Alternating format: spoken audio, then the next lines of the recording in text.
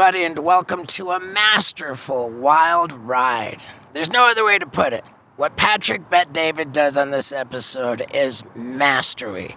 And we did it in the new Ass Kicker RV, parked right outside of his office, which has a huge airplane hangar and a private strip, like for taking off private jets.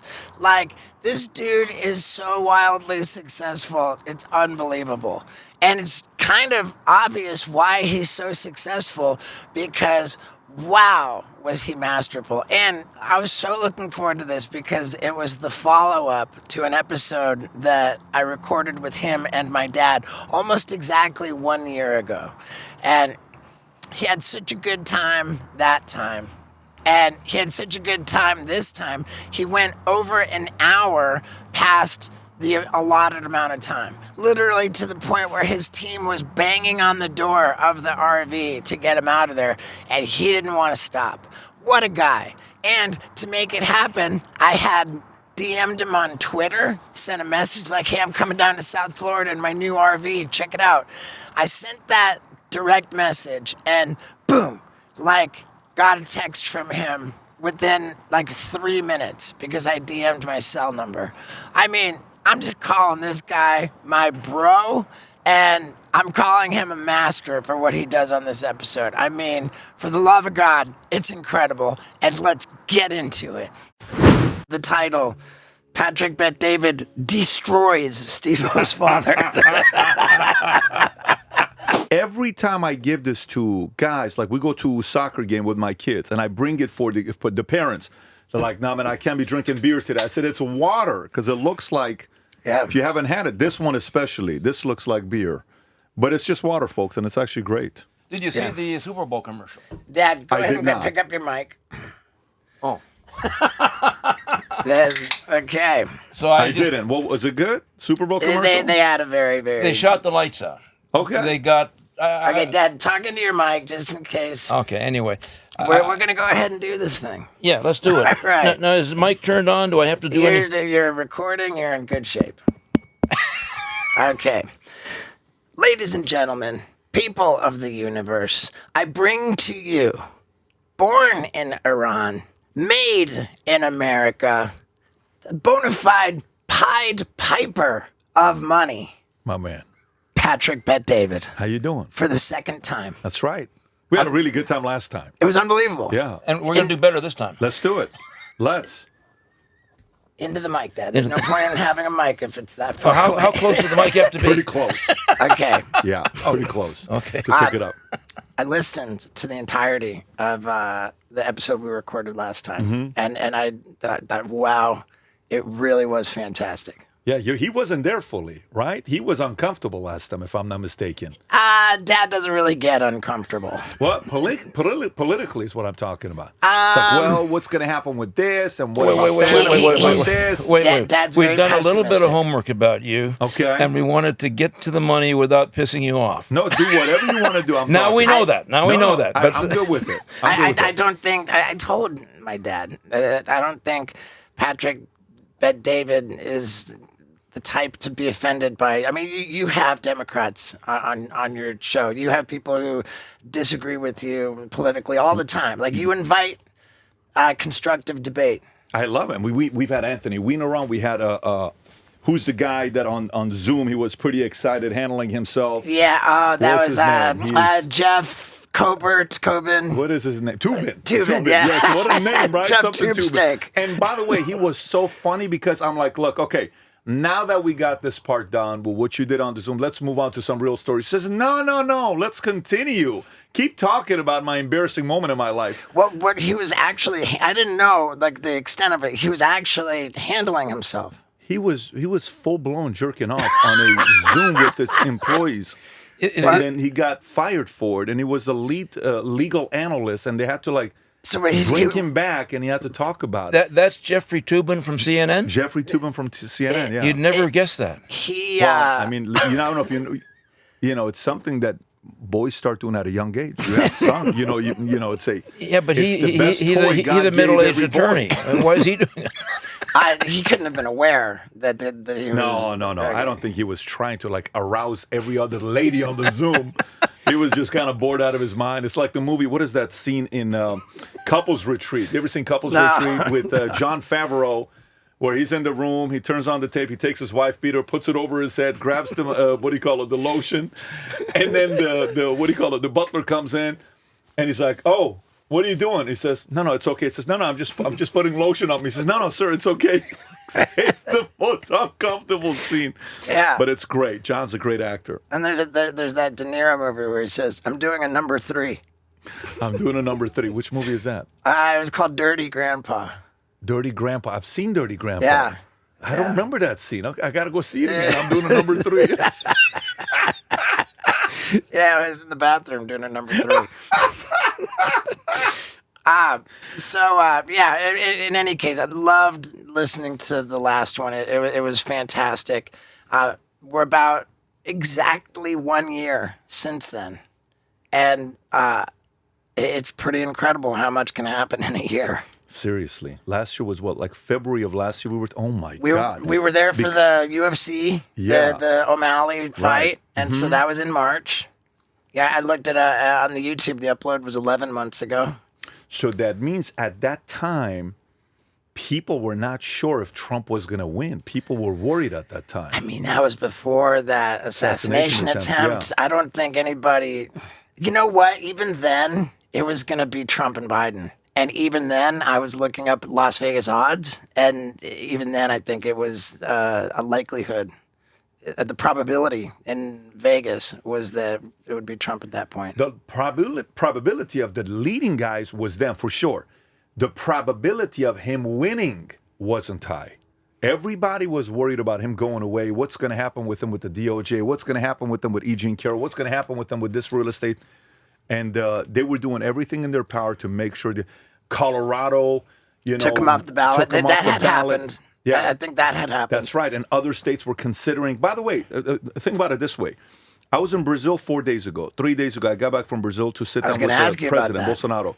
Do you know in Brazil, they charged him with 38 years of prison time if he gets convicted? Yeah, and if I understand correctly, this episode hasn't even come out yet. No, but I saw Wednesday. Yeah, you were speaking with him. Yes. Somebody comes up, whispers in his ear, and he has to cut the interview short, and then you get the alert on your phone moments later that he's been charged with 38. It was the craziest thing while we're there. Everyone's like, what the hell is going on? We're in Brazil. No, but the thing was, here's where I was going to go with it. I asked him, I said, so tell me about Supreme Court. How many Supreme Court justices do you guys have? 11. How many of them are on your side? 2. I said, how many senators you guys got? 81. How many are on your side? 22. I said, how many congressmen and women do you guys have? 513. How many on your side? 130. Alexandre de Moraes and Lula told him he can't run in 2026 for no reason. You can't run for president in 2026. If the Supreme Court justice here was the same way, 3-6 the other way around, Colorado ballot may have been able to remove Trump off the ballot. Again, if 6 were on the left and only 3 were on Trump's side, they may have said, this guy's not qualified to run. If they were extremist justices that we had, it may be somebody else. It could have been Nikki Haley, could have been DeSantis, could have been somebody else. If the Supreme Court, if he doesn't flip those 3 seats during his first term, dude, this is a very different America today. Very. Obama, in 8 years of being in office, flipped only one seat. I saw you say that. I saw you say that in 2 terms, Obama flipped 1 Supreme Court seat. In 1 term, Trump flipped 3. How crazy is that? And you said that plus the assassination attempt, just the 1 turn of the head, and you attributed that to being evidence of God's hand putting Trump in the White House. I'm a very skeptical guy. I was an atheist for 25 years. I lived a life that it's very hard to believe in God and all this other stuff. I'm like, there's no way in the world this exists. And by the way, believing in God is a risk you're taking, right? Like getting married is a risk. Starting a business is a risk. Having kids is a risk. Believing in God is a risk. Why? Not believing in God is a risk. There's a risk no matter what direction you go to. And every once in a while, you have to kind of sit there and say, is this just ironic? Or is this like is this really like the man upstairs is trying to protect this country from something? Is this like who knows? For me, I thought it was something that happened that got a guy who is probably not the guy you look at that's going to go be an usher one day, President Trump. You probably don't look at him as being the guy that's going to be doing Bible study every day, 2-3 hours a day, and coming and telling you about Proverbs or Corinthians or whatever it is. He doesn't give me that vibe. I don't know if he gives you that vibe. Doesn't give me that vibe, right? For him to all of a sudden go from that to his approach now being a different approach, he's changed. This is not the Trump of 2020. This is not the Trump of 20. It's a very different Trump right now leading. Okay. I think that he's very much off his leash. Like the first time around, he had a cabinet comprised of people who were largely government veterans, people that were respect. This time around, he's not even concerned with even trying with that. Like, he's got nobody around him that is going to push back on anything that he wants to say or do. Is that fair to say? It is. But why is that, though? Think about it. So if parents get a divorce, mom says it's all dad's fault. You don't know what dad did. You're like, okay. The other way around. Dad says it's all your mom's fault. Okay? Maybe one parent doesn't blame anybody. Says, look, it's between your mom and I. Ooh, I don't even want to talk about it. It's none of your business. You're the kid. Your mom and I are handling like this. Even though mom is talking shit about you, that it's on me. Hypothetically. That's on your pops, right? Okay. Yeah. How long can mom get away with those lies? Forever? No. How long can dad get away? They can't get away forever. Eventually, when you and I grow up, we're like, mom was full of shit. Dad was full of shit. One of them you're going to say, dude, that guy was the guy that was real. Okay. This is where I'm going with this. America gave the left, here, do whatever you want to do. Shut them down. Unessential, non-essential. Put your mask on or else. Get your kid off the plane. My daughter's, she's 2 years old. She doesn't want to put the mask on. She can't breathe. You better get your daughter to put the mask on or else you guys got to get off the plane. We're in first class. Ma'am, what do you want me to do? I'm holding you like this. We're not taking off until... Like, this woman's a dictator. The government empowered her to think she can talk to me like that. Who the hell are you to talk to me like that? You don't get to talk to me like that. But they gave him permission. California, Mayor Villagrosa, I'll give you $200 if you can snitch on who's working that's a non-essential business. I'll give you money if you can snitch on who's going out there that's not supposed to be going out there. Everybody's like, hey, kids should have puberty blockers. Let them do it if they want to. What's wrong with teaching LGBTQ stuff in school? You should do it. And Americans in the middle, they're like, maybe they're right. Maybe they're right. Maybe they're right. 4 years later, they're like, listen, we're so done with your shit that you lost a Kennedy. Who would have ever thought a Kennedy's going to go support a Republican, and not just any Republican, Trump? Who would have thought Tulsi's going to go to the other side? Who thought Rogan was going to go to the other side? Who thought any of these guys are going to go to the other side? They had all of them. And they screwed up and they lost them. And now it goes to them with the lowest level of trust in the U.S. government and mainstream media. And what's happened since then? Don Lemon, gone. The guy from Holter, Lester Holter, is that his name? Lester Holt, done. Done at NBC? They just announced it today. Wow. Joy Reid, fired. Mehdi Hassan, fired. Rachel Maddow, once a week. What happened to the mainstream media guys? Comcast, MSNBC's for sale. CNN is for sale. Ain't nobody trying to buy those two companies, those two assets. What happened to these guys? What happened to these guys? And you're going to see if they release the Kennedy stuff, if they release the stuff with Epstein, if they release any of this stuff, you know what's going to happen with the trust in the U.S. government under this administration? Watch it skyrocket. If they come through on their promises. Did they not just announce that there are two shooters in the JFK assassination? Anna Paulina, I think, said there's two shooters. But that's not an official document that's been yet. Okay. Not yet. But again, they have a big opportunity. By the way, Steve, if they do this, this isn't like a small situation. This is a big flip. If all of those guys, if they go to Fort Knox and they look and they're like, yeah, they said there's $400 billion of gold, there's only $20 billion. How are you going to react to that? Who are you going to lose trust in? Oh, man. It's just a lot of things. Auditing, how do you audit Fort Knox? I mean, because let's say you got all the people counting the bars. Like, you got to test the gold to make sure that it's not been replaced with, like, some fool's gold. It's a tricky thing, and it's a really strong argument for Bitcoin. It is, but more importantly, imagine Trump and Musk go in. You think they're going to have the camera on? You think their guys are going to be comfortable with the camera being on? What do you think? Actually visualize what that looks like. Do you think they're just going to go and come out and say, the gold is here? Or you think they're going to come out and say, get the camera ready. Let's go. Open a door. Boom. Nothing's there. Or 20 billion's there. Or let's check the gold. Let's verify the gold. You don't think the people that are in there are shitting bricks? By the way, God willing, it's all in there. And there's no conversation here. If it's not, what does that do to the price of gold? Well, wait. Slow down. Congress has been asking for an audit for 5, 6, 7 years. Hasn't happened in And 70. they've been consistently stonewalled. That surely got to tell you something. You know, if it was all there, it would be pretty easy to make that problem go away. I got another problem that's easy to make go away. Your cat's crappy diet. It doesn't want to be eating kibble, and kibble's not even that great for it compared to Smalls. Smalls is actual food. You put it in the refrigerator because it's like real, high protein, nutrient dense, actual food that's healthy for your cat. Let's make this problem go away. Let's make your cat happy and healthy, and let's do it by giving you 50% off plus free shipping. That's 50% off your first order if you go to smalls.com and use the promo code STEVO. SMALLS.com. Use the promo code STEVO for this healthy, actual cat food, and you get free shipping plus 50% off. Do it if you love your cats.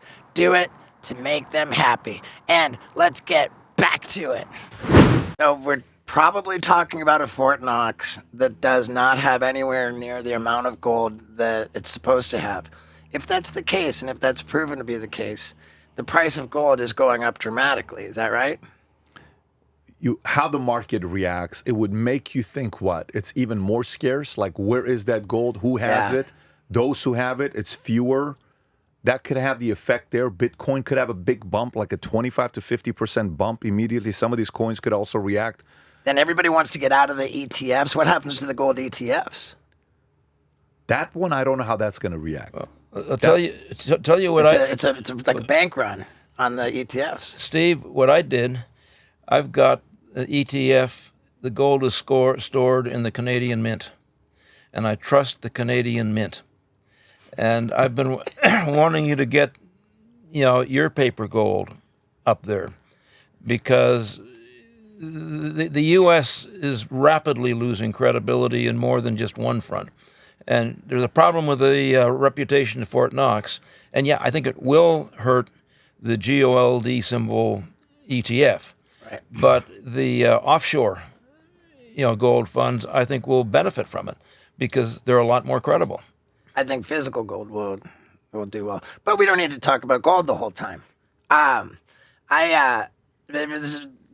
dad and I both very interested in your fascination with mobsters and your semi-regular habit in interviewing them on your podcast. Particularly interesting to me because you seem to do that with impunity. People who openly admit to having murdered. Mm-hmm. And I was very interested in speaking with somebody who had been on death row. I found a guy who was on death row and then had his sentence commuted to life in prison, after like 10 years on death row. Then he was in life in prison, and then he somehow got his sentence commuted and ultimately was freed. So he could speak to the experience of every single one of those things, death row, life. Have you already, or you're about to? I already did. Oh, okay. How was it? It was fascinating for me. And the guy was tremendously remorseful for his crime. It had been deemed, evidently. Was it a nasty crime? Like, was it something? I mean, it was a home invasion situation. Like, shot somebody in their own home, if I recall correctly. It was a terrible crime. There's no question about that.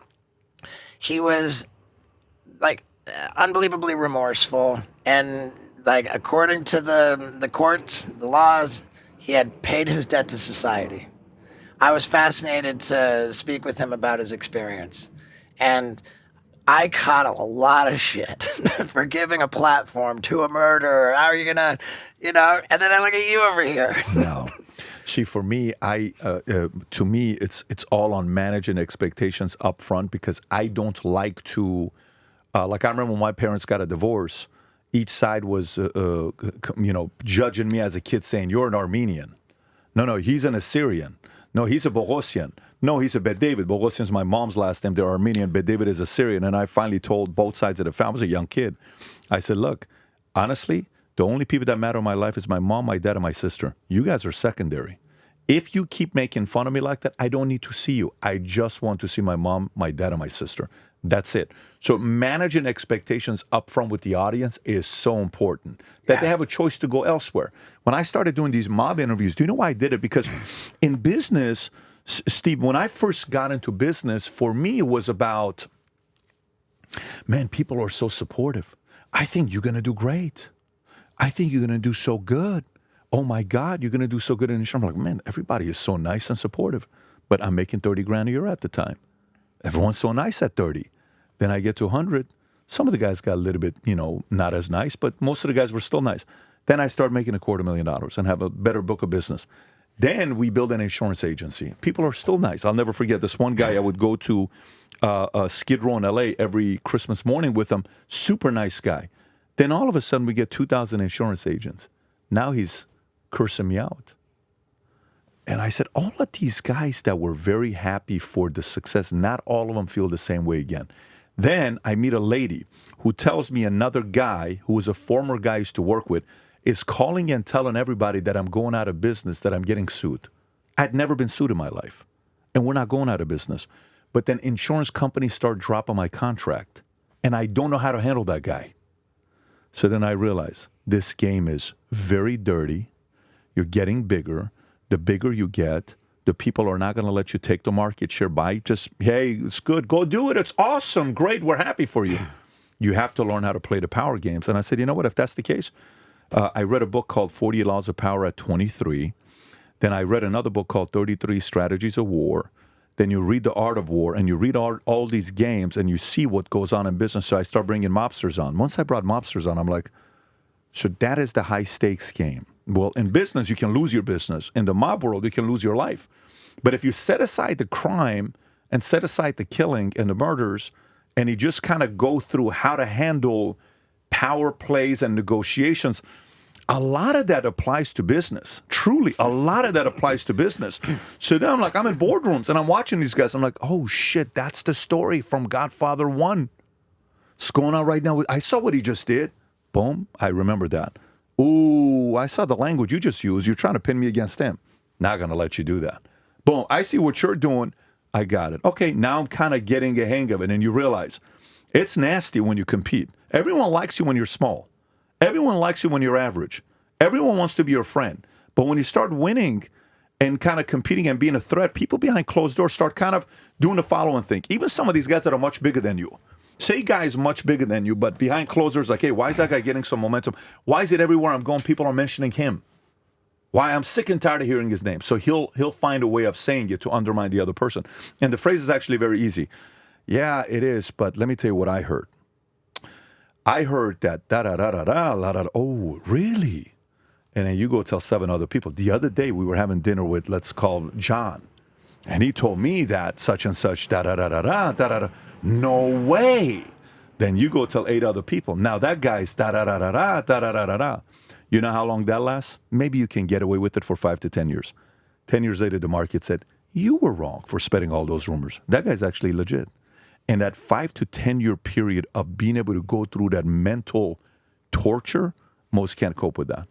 Most can't cope with that. So this is why I started interviewing those guys. And I'm like, okay, this is actually very good training for me. I love it. My dad. Go ahead, Dad. I watched probably 3 or 4 episodes last night as background for this. Fascinating. It showed the dark side of the mafia, at least in everything that I saw. I knew a couple of people that were connected to the mafia. A friend of a friend who was predominant in the Jewish mafia good friend of Meyer Lansky. He tells it, and he's gone from temple to temple talking about the Jewish mafia and all they did for Israel. There's a very positive side to that. Yeah, people got killed, but his part of the business was slot machines, and he sold slot machines all over the world. He speaks now 7 or 8 languages. He's in his mid to late 80s, still very, very smart, fascinating guy. And you would get a very different impression of the mafia talking to somebody like that as compared to the two people shouting at each other about all the people they killed and how they welched and all the rest of it. Another guy, I know if you know the name Chuck Workman. He was a golf pro. His father was the assassin who killed Dutch Schultz, spent 24 years in jail. Chuck grew up with his mother under the protection of the mob. Looked at through that lens, yeah, people got killed, but there was equal emphasis on all the good they did. There's a code of honor. The code of honor. Yeah. I never actually did a deal with anybody in the mob, but I did with a couple of contrabandistas. Is this the podcast where you're going to confess and you're going to tell everybody that Steve-O's dad was a connected man to big? No, you're jumping the gun. You got it. Let me tell the story. No, the closest I got, I did a licensing deal in Panama with the Philip Morris, head of Latin America, who'd started his life as a contrabandista in Montevideo. Now, okay, contrabandistas are different from mafioso, but I think them kind of like second cousins. And it's still the same thing. Yeah. Your handshake is your bond, and if you welch, then you're going to end up dead. I like that. There's certain codes that amongst boys, I love that. He said the negotiation didn't require lawyers. This guy was fantastic. A tough negotiator. Yeah. Didn't take too long. We reached a deal. We had a 1 or 2 page kind of handwritten, here's what we agreed to. He took care of his lawyers. I took care of my lawyers. No bullshit. The deal got done, and it was a really stimulating experience. And, Great. And I wanted to ask you, when you talk to these mob people, does that side come out? The side of helping other people, of being honest in traditional dealings? Well, we did a deal one time. We did a documentary one time called Mafia States of America, a 10-episode documentary I did with Michael Francis, with Sammy Gravano, with Rudy Giuliani, and Chaz Palminteri was narrating it. And I rented a house in the middle of what is the wine country in San Fernando, Napa Valley, that looked identical to the Godfather 1 house. Yeah. And we walked up, we did the whole footage, drones. It was incredible. And this is the first time Michael and Sammy come face to face and we sit down. We had 24 hours of footage. And even in the negotiation of that documentary, the deal wasn't done until they both flew in 30 minutes before we turned on the cameras when we got the deal done. So there was a lot of risk with that. But, one thing is everybody wanted to figure something out. So we sat there, we came up with a deal structure. Everybody was happy. We shook hands. Good, let's roll. We went and recorded. It ended up being a successful thing. But, yeah, that is very common when you're dealing with them. Respect has got to be very high. Mutual respect. Now, obviously, I'm talking to these guys while they're later on in life. I don't know what it was doing deals with them at 20s and 30s. Maybe I would have been dead by now if that deal was done at that time. I don't think so. Yeah, but I enjoyed doing deals with them. It was something that I actually enjoyed doing. But I watched a part of that. I saw Sammy and Michael, and they were going at each other. Yes, big time. And Sammy was all pissed off at Michael, and he welched, and like they were having a verbal fight. It was pretty intense. And I said, I know that goes on. Everybody knows that goes on. But it came across as such a one-sided presentation. And from the limited experience I'd had, I said it's multidimensional. There's much more to it than that. The greengrocer in the Bronx that has the bagman come every couple of weeks, that's a different deal. But if you're approximately equal status, negotiating a deal of mutual interest, my experience, limited experience, was, hey, they're rather deal with them than most. I think the story's going to come out about you being a connected man, and we have to kind of watch out around you moving forward. I see that smile is no longer going to fool me. I want you to know that, sir. I'm going to watch you very carefully next time. I think we've covered the mobsters. We have. We love that. Now, there's so much to talk about with Trump. Like, you had him on your podcast. This, how much interaction with Trump had you had before that? One time, a couple times at Mar-a-Lago, one time at UFC. I think I think that's it, the interaction I had. Mar-a-Lago and UFC is our interaction. His son one night calls and says, he says, hey, Barron Trump wants to have dinner with you tonight. I'm like, Barron Trump? He says, hey, he's a big fan of podcasts. Would you be open to the idea of having dinner? I'm like, yeah, sure. So I was having dinner with Stephen A. Smith. I'm like, Stephen A., I got to go up to Mar-a-Lago. I go to Mar-a-Lago. We sit there. We're having dinner. I'm like, this guy's funny as hell, Barron. So I'm not talking. I'm just trying to watch this guy. 7-foot tall kid. I'm watching this guy. I'm like, unbelievably charming, charismatic, talks shit, humor, self-deprecating, will stand up, will tell history, give his own opinion. You'll like the guy. He's the closest thing I've seen to the father. And then he says, can I take you and introduce you to my dad? Sure. I go there, Kellyanne Conway and President are having dinner. There's a red rope around this table. And we start talking. It's like, you got to go on this guy's podcast. No one fights in defense for you like the way this guy does. No one. He has a unique way of doing it. Says, okay, Barron, we're going to do it. We're going to do it. And then that was the interaction. And then one time was with Dana. Dana was the first person that introduced me to him at a UFC fight. He had me sit right next to him. So that was Dana. He invited me over. We came up. And I'm like, hey, President Trump. He made the introduction. If you've ever seen us shaking hands with Dana and Trump, that was Dana's connection that was made. But to say this guy is charming, charismatic, in the interview, while we're sitting there doing the interview, we're supposed to do an hour-and-a-half podcast, but they come 45 minutes late. So he has to leave early to go to the next meeting. So his team is texting my team saying, we got to finish. I'm like, we're 40 minutes into it. I'm not finishing right now. So I paused. I stopped the entire, there's 9 people in front of me. I'm like, guys, stop. I said, guys, what are we doing? He's sitting right here. I'm getting nonstop messages saying to finish it. These are my notes. I have an hour and a half of notes. What do you want to do? But stop texting me. I'm talking to the president. And he looks at his team and he says, Patrick, how do you think the interview's going? I said, I think it's going very good, but I can't finish right now. I got a lot of other topics. Guys, what do we have with the meeting? What's going on with this? Right there, he says, back it up. Tell him I'll come this. I'll do the meeting. No problem. Let's continue. I think this is going great. And then we continued. He's always, driving, negotiating, moving, maneuvering. There's a reason why he's able to do what he does so well. This is not every man's job. Not a lot of people. I had a guy here, a big politician, former Speaker of the House, McCarthy was here, and I'm talking about different people that may want to run for president in 2028. He says, I disagree with you. Those two are never going to run. I said, why not? He says, because they're not battle tested. He says, you have to realize, Trump's been battle tested in the flippin' city of New York for all these years. These guys think they're tough. They're not tough. They don't know how to handle media coming after them. They shake. They shiver. They don't know how to respond back. Oh, my God, I'm being judged. That's not true. You're telling. And he knows how to do it. And I don't know how much you've studied Roy Cohn or not. Are you familiar with Roy Cohn? The lawyer. Oh, I mean, that guy he was the lawyer for the mobsters. I mean, he was he was like F. Lee Bailey, Roy Cohn. Like, this is that era where these guys were feared. Who's the CFO that went to jail? Andy Fastow from Enron?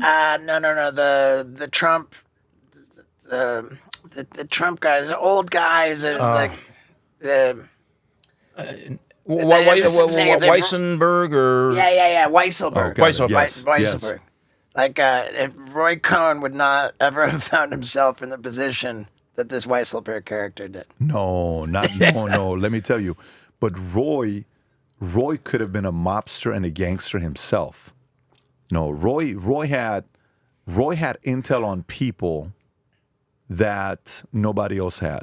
Like Michael Cohen did. Yes, but no, Roy Cohn is here. F. Lee Bailey is here. These are the real lawyers that when the guy would see you walk in with them, they're like, oh, shit, nothing's getting done today. That's Roy. So these types of, every once in a while, when you see somebody that's extremely tough and they used to be sweet and they become extremely tough, somebody really did a number to them. That they learned, listen, this next layer of competition you're going to have, this bullshit's not going to happen. This approach, not going to work with these guys. I'll never forget when I'm doing business with guys and you're doing business with an insurance company. Tell me about your wife. How's she doing? How are the kids? Everybody good? Oh, my God, that's so great. They're going to go through soccer. This is such special time. Bullshit. You don't know if this guy cares or not, but he's just kind of building rapport, whatever you want to call it. Right. Then you meet private equity guys. They don't give a shit how your wife's doing. They don't care how your kids are doing. All they care about is, hey, am I going to get my 3 to 7 times on my money that I gave you? I gave you $10 million. I expect a minimum of $50 million on this. Are you working? What are you doing? They don't care to get to know your wife. So that's the real, when things get real, when someone lends you money or gives you money as equity, they expect a rate of return. You have to learn, they're not the salespeople that you think about. They're power. So the way you treat them is very different than the way you treat that insurance carriers, the way you treat this, media guy, than the way you treat this executive. So you'll learn. But typically, if the right person's in your ear, you'll learn how to graduate this air. Trump had the right people in his ear to teach him the real tough side of New York. And in New York, you come up in New York, you come up in the streets of New York, not Texas, not some other. You come up out of New York. Now that is in the right era of New York. The guy's 78, which means in the 80s, when the mob was still there in 70s, 84, he would have been what? 37 in 84, 37 years old. So in 74, you were 27 in New York, and your dad is Fred Trump. Oh, that's phenomenal training. Phenomenal. How many people hated Fred Trump? Think about it. How many guys wanted to put him out of business? How many guys wanted his son to be put out of business? And you find a way to go to the big city and make it, not outside the city? This guy's a gangster. This guy's a legit tough guy, trained, learned all the ways, and he says, one day I'm going to get into this position. And watch who he's negotiating with right now. Prime ministers, presidents, and how's he talking to them? Governor of Maine the other day, he's like, yeah, so where is this governor of Maine? Where is she? Yeah, and you're not going to do what? You're not going to do the two genders? Yeah, when are you going to, how come you're not doing that? Oh, you're going to take me to court? Go ahead and do that. That'll be an easy one. Go ahead, do it. I want you to do it. That'll be the rest of your career. That'll be the end of your career. Go ahead and do it. I'm looking forward to seeing. Even your people in Maine, the great people of Maine, are no longer with you. You can't teach that. There is no book to say, go read How to Win Friends and Influence People, and you're going to learn how to be a Trump. It's going to say, go read How to Be a Tough Guy and Troll and Put... There is no book like that out there. There is no book like that out there. It's either... You ever seen the movie American Gangster where Denzel, as Frank Lucas, is able to watch the other boss for a few years and they're giving away turkeys and the guy has a heart attack in the what do you call it, in the furniture store? But what did he get working under him for 10 or 15 years? That's not an MBA. That's not a PhD. That's a level of education that is only one person can get, and that's you. This is a very unique upbringing he had for him to be where he's at today. You know what? No matter what your upbringing was, no matter where you are today, you can be in a better place with business with Shopify. I'm telling you, it's the gold standard for e-commerce. Starting with the website, it's the easiest to build, and it's the gold standard for incorporating every component of e-commerce. No matter what size your business, you can make it bigger. If you're just starting a business, it's the easiest way to do it. All of my entire e-commerce operation runs on Shopify. And you can try it for just $1 per month trial period if you go to shopify.com/Stevo. Being careful to make sure that's all lowercase letters. Shopify.com/Stevo for your $1 free trial period. And man, get to a better place in your life, and let's get back to it. How do you explain the fact that you started out with 100 million, 150, whatever the number was handed to him? Yeah. And he went bankrupt 3 or 4 times. Okay. Can I ask you a question? Yeah. If you were raised with $150 million, what makes you think you wouldn't become a cocaine addict? Would you have gone your entire life without drinking? Who would you have turned into? Who would I have turned into? I don't know. We're walking around like, oh my God, if you and I were given $150 million, and I don't mean to be an asshole to you, I'm just saying, like, sometimes we're very easy to say, well, that kid was raised with this money. You give somebody, say he got the money you say he got, and the guy never drinks, doesn't do coke, the only vice that he has that he openly talks about is women, and he's still able to take that into a brand that there's Trump towers all over the world. Yeah, some of his businesses go out of business. You're not going to make it all in different places. But trust me, in my opinion, I had a guy that I brought on the podcast 7 years ago in Dallas. This guy's specialty, he was out of Seattle. And in Seattle, if you know anything about Seattle, there's a lot of billionaires there. Why? It's Microsoft and Amazon and all these guys. Do you know what his job was? His job was, his clientele were everybody that's got a net worth of $100 million plus. Most of his clients were billionaires. To sit down and prevent their grandkids from killing themselves from drugs. One of the families he openly talked about was the Franklin Templeton family. The family's worth $5.1 billion. And they openly talked about it. There was 16 grandkids at the time, of which every one of them had alcohol or drug issues or something going on. Okay, I could be wrong with the numbers. He's telling this story to me. Only one of them made it. And he says, you know what's the problem with when they call me? I said, what's that? He says, typically families call me too late. I can't do anything about it. You got to call me when you're about to have kids. You got to call me when you're about to give the money to your kids. You got to call me when you're about to decide to get married and have these kids so you can raise them in the right way. What's the point? Just because a guy got that kind of money at a young age, most kids would you call him lazy? Would you say Trump's a lazy man? No, but once, twice, maybe. But he kept repeating it. History was repeating itself. Would you call Trump a lazy man? In some respects. Would you call Trump a hard worker? Do you think he's a guy that wakes up at 11 o'clock and goes home at night at 5 o'clock and goes to sleep and plays video games? No.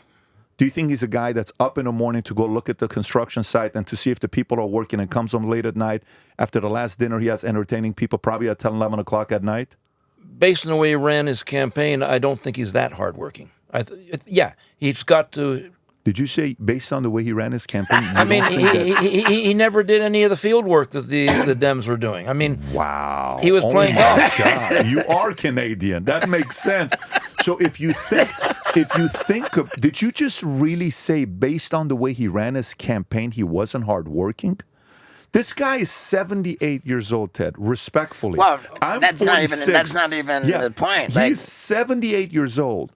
He goes for an event, I think somewhere in Arizona or Vegas or LA, then goes to Austin to do a podcast with Rogan for 3 hours, then gets on a plane, goes to Michigan. They're waiting for him around midnight, gives him an hour and a half talk, then comes back to Florida. This guy may be a guy who, no matter how much hate people give him, he's been a president now for how long? Since January 20th, February 24th, 5 weeks, give or take. How many people you know have worked this hard in the first 5 weeks of being a president? No, I think that's an unfair assessment. You may not like the guy. I can get that. I'm going to side with Pat here. I think that there's a lot you can criticize Trump for, but not hard working on the campaign. Okay, but when someone didn't go on podcast, she was like, she was telling Rogan, come over here and we'll give you an hour and we'll build a set and all these things and they're going to give him questions. Joe's like, I'm not doing that. I'm the #1 podcast in the world. You're going to come to me. President Trump went to Austin. Okay, that's fair. You can criticize a lot, but there's... But the part for me as a father who has some money, I don't have the kind of money he has, but I have the kind of money that his father had. Okay, so in a different era, my money at that era would have been 4 times less than what I have today. So his father probably had more money than me at that era. But I have 4 kids. Yeah. The one thing I have to constantly ask myself is, this money is not going to charity. I'm not one of these guys that's like, when I die, this money is going to charity. Why would I give it to? I'm not going to give this money to taxes. Yeah. The U.S. government see them waste my tax. I'm not going to do that. Yeah. I'm going to give to the charity of my choosing. But the money that's going to go somewhere is going to be to my kids and my grandkids. So now the question becomes, what the hell do I do for these kids to be workers? What the hell do I do? The fear of a father is for them to not have that fight in their belly to go pursue something. I mean, that is so hard to do. That's true. So for this guy to have it and not touch a lick of alcohol, I mean, you got to give this man a Purple Heart. You got to give this man truly an award. Like you got to give him a lot of credit from that standpoint. That's not easy to do. It's very hard to do. Very hard. Most spoiled kids that grew up with a father who was an executive making 200 grand a year, those guys were the guys that held the ecstasy. Those guys were the kids that had cocaine, and the dad was only making $250,000 a year. This guy's dad's a freaking hectomillionaire, and you still don't drink, and you become a two-term president, and you work your ass off. You run a #1 show on TV for 15 years. I'm sorry, that is not easy to do. Okay, that's fair very enough. hard to do. Okay. Do you have any concerns about the appointments he's made? That's a valid question. Yeah, I do. I actually do. You know why I do? Here's why I do, and I'll answer it in a way that maybe like I don't know if these guys have executive experience. Yeah. You know what I'm saying? Like there's a difference between having executive experience and having the experience of the job, right? And you're like, shit, I don't know what's going to happen with this, how that's going to work out. Now, let me give you the flip side of my own argument that I'm going to give you. So, well, Pete Hagg said has only been a Fox News host and thought maybe in military he did this, but what does he know about running a big company and all these employees and all this stuff? Bobby Kennedy's been an environmental lawyer. How is he going to handle $1 trillion or maybe $1.5 trillion? What's he going to do with that? With Cash Patel and blah, blah, blah, blah, blah. Okay, yes, fair. Now, watch this. Starbucks hires a guy that was a former CEO of Pepsi, I believe, and who was with McKinsey and Company for like 17 years. And they bring this guy in, Indian guy. And when they bring him in, Starbucks is valued at whatever the number it was. After they bring him in, 18 months later, the company drops valuation, a massive number. I'm talking like $40 billion. Massive number. Starbucks loses valuation. We can look up the number, but it's a big number. Yeah, okay. And one day, Forbes is interviewing this guy. So this guy on a resume is the guy that's supposed to be the CEO of Starbucks. He's fully qualified. Boom. One day on an interview with Forbes, they're like, so, what's your work-life balance schedule? If anybody calls me after 6 o'clock, I tell them, you better call me tomorrow. Don't call me after 6 o'clock. I'm spending time with my family. You're a friggin' CEO of Starbucks. What the hell are you talking about? You can't do something like that. Watch what happens. Guy gets fired. The guy gets fired. They bring a new guy who comes in from Chipotle. This guy who becomes a CEO of Chipotle was one of these pizza companies before. It was either Domino's Pizza. You can look him up, okay? His name is Brian Nichol. I think I may be saying the name. I think it's Brian Nichol. They bring him from Chipotle. When the guy gets hired as a CEO of Chipotle, Chipotle is only worth $7 billion. He's only with Chipotle for less than 6 years. When he's done with Chipotle, Steve, Chipotle is worth $71 billion. Starbucks hires Brian Nichol. Brian Nichol comes in. The day they hired Starbucks, they gave him $200 million the contract, whatever the terms was. It was a $150 million contract. Everybody was bitching about. The day Starbucks announced that he's the CEO, you know how much the Starbucks stock went up? $20 billion. In one day, Steve, Starbucks CEO went up. But when he started out, he had executive experience. But hear me out what I'm saying to you. He's younger, and the other guy was the most traditional older guy that's been McKinsey consultant, all this stuff. He may be better. With all these guys that are being hired, man, sometimes, like for me, let me tell you, I wanted to be the CEO of this company that I was a part of. Previous company I was a part of, Transamerica World Financial. I went in, I wrote a letter. I wrote this Jerry Maguire letter, which, by the way, for 15 years, I've never revealed this because this just happened 4 days ago. For 15 years, I'm trying to find my Jerry Maguire letter that I wrote. No one wants to give it to me. Just 4 days ago, this guy sends me the letter, the proposal plan that I wrote, okay? And I send this to the CEO of Aegon, to the CEO of Transamerica. And I'm sitting here reading this. I was a 30-year-old kid when I wrote this. And I'm reading all the things that I proposed for the company. I had my 16 points in there. And they said, what kind of a 4-year degree you got? I don't have a 4-year degree. You don't have a finance degree? No. The last guy, Art and Hubert, both have a finance degree from Georgia Tech. I don't have one. And what do you want to do? I want to be the biggest guy here, and I would like to one day run the company. I want to have equity in this company. And they're laughing at me. And I said, you know what? On paper, you're right. I'm not qualified. I don't have a 4-year degree. I don't have a 2-year degree. I had a 1.8 GPA in high school. I was a math guy. I was a calculus guy. I love math analysis. I don't like geometry, but I like numbers. But I had fire in the belly like you wouldn't believe. And I love the insurance industry because I witnessed what it was like the first time we delivered a life insurance policy to Gilbert's parents, who were Jehovah's Witnesses. And this kid was paying $60 a month. He paid 3 payments. 3 months later, one day he's coming down from school, Glendale Community College, driving down on Verdugo, about to make a left on California. He's driving with another kid because his car break down. The guy goes, cars come and skips the red light, hits the side, hits Gilbert. Gilbert gets out, drops, dies at 19 years old. 2,000 people showed up to this guy's funeral. He was a saint of a kid. And we saw when we delivered $100,000 to his parents, 52 and 52. Up until that point, I'm selling life insurance just to make money. In that moment, I realized, holy shit, we changed people's lives. This guy's parents can take away 3 months and just mourn? Are you serious? Wow. This is bigger than... So for me, it went from here to here. It went from my pocket to understanding, hey, I love the fact that I'm doing this because I'm changing people's lives and I'm making a lot of money. I wanted to be the CEO. Who the hell are you? You're not qualified. You know what ends up happening? The guys they put in my spot. I leave and start my own company. Everyone comes after me. We had 66 agents. We turned it into 50,000 insurance agents in 50 states that we sold the company to 2.5 years ago for $250 million. I could have been their CEO, but I'm not qualified on paper. So part of this is my trust in the way Trump knows how to drive his direct reports to get shit done. I bet behind closed doors he's like, hey, man, my name's on the line. You better get the job done. And I bet that's the kind of conversations he's having with people. It's not like a regular conversation. Yeah, I believe in you. It's like, I believe in you, but you better do this. You better get it done. So there's pressure and also wanting to take the job. But I think sometimes when you hire a Harvard MBA guy, the MIT MBA guy, you're thinking that guy's going to be the more qualified one. I don't know why. Sometimes a guy with a regular degree from Cal State Northridge ends up beating a guy with a degree from Harvard, and nobody expects it. So that's the part. I don't know. Am I skeptical? Yes. Okay. I'm not talking about education. And when you come in, you've run something, you've been successful, you move up to the next step, you're successful, but there's a pattern.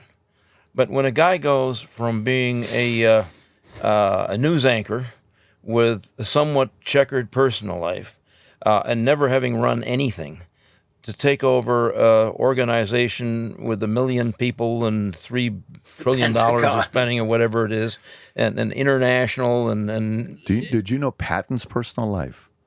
Did you know Ulysses S. Grant's personal life? I don't care about their personal life. But no, you said personal life. As one of many. No, but let me give you an idea what I mean by that. Like, to me, when people when they used to say Trump was a womanizer, I said, bro, I'm not trying to marry Trump. No, I get that. I'm trying to get this guy to put the fear of death in the opponents, and I think he does.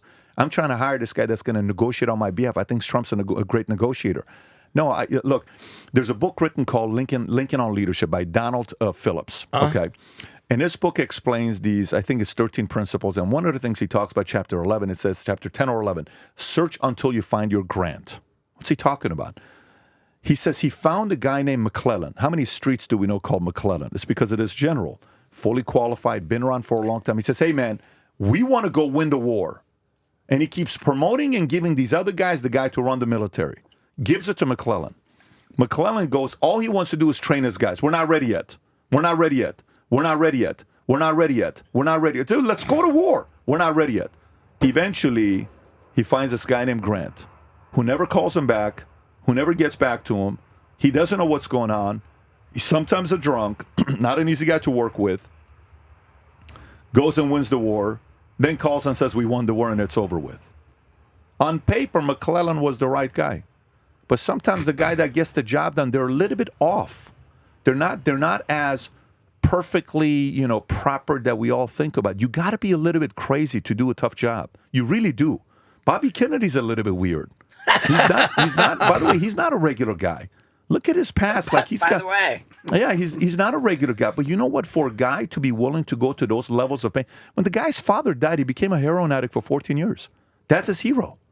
I mean, that's a very weird. How many people died and got killed in the Kennedy family? That's a very difficult 68 years to live for you to one day be ready to do this job. Yeah. Okay, so without pointing to the cabinet appointees, the officials, I'm interested in your thoughts on mass deportation, being that you have the background as an immigrant.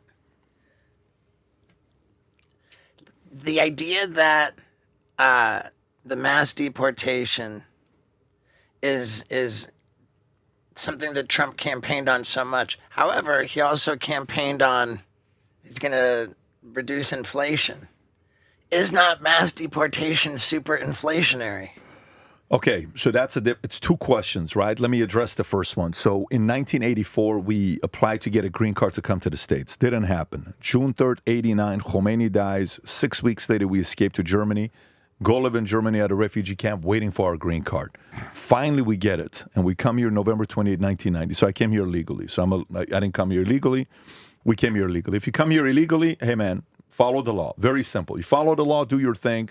We got to kind of go through it. Now, the argument for inflation is two ways how you go with that, right? Like I remember the H-1B visa argument. You know, the Americans are not as hardworking, or some of the people that are, coming in as immigrants and they're hungry. Maybe partly right. Maybe some guys that are coming here are more grateful about the opportunities given to them than somebody that was born here. Maybe there's a little bit of argument for that. Maybe it could have been said in a different way, but maybe there's some kind of an argument for that. And, these illegal immigrants, like the one lady on The View who used to be on the show with Bill Cosby, and I think she was the one, she says, well who's going to start cleaning the toilet if we get rid of the Mexicans? And they're like, wait, no, you can't say that.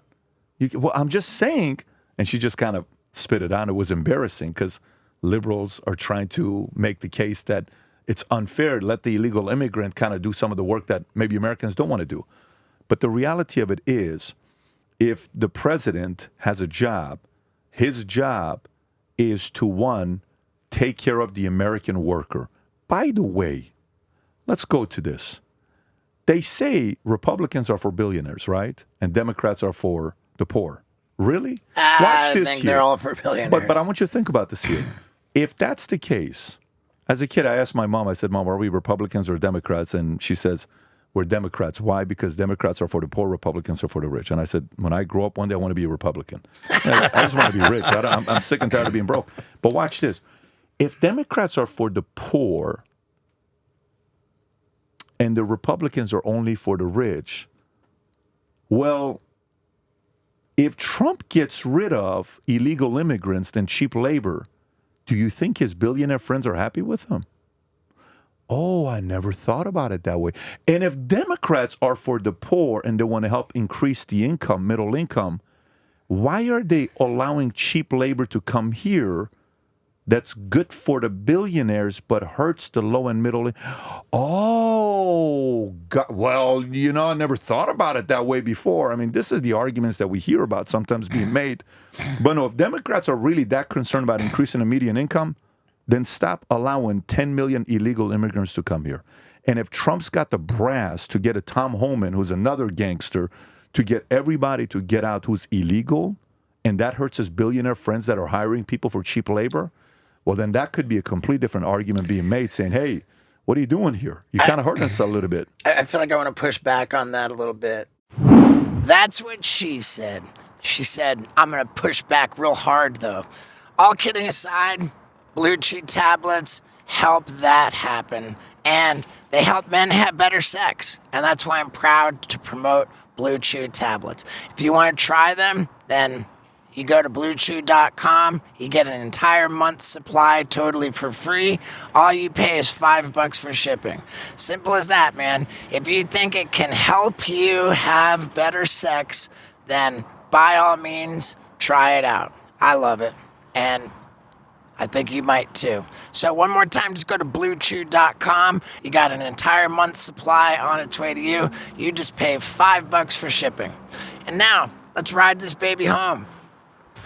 Because, when I think of construction and stuff like that, and I feel like it's the average American it's so difficult to purchase a home.